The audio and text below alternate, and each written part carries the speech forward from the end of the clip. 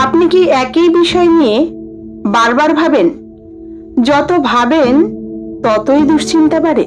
তাহলে এই ভিডিওটি আপনার জন্য। প্রথমত, সব সমস্যার সমাধান একদিনে হয় না, তাই আজ যা করতে পারবেন শুধু সেটাতেই মন দিন।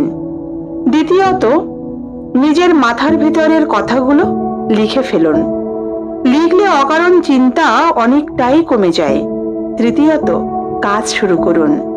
অতিরিক্ত চিন্তা কাজকে থামিয়ে দেয়, কিন্তু ছোট একটি পদক্ষেপও মনকে শান্ত করতে সাহায্য করে। মনে রাখবেন, শান্ত মন মানেই সমস্যা নেই এটা নয়। শান্ত মন মানে সমস্যার মাঝেও সঠিক সিদ্ধান্ত নেওয়ার ক্ষমতা। আজ থেকেই নিজের মনকে নিয়ন্ত্রণ করতে শিখুন।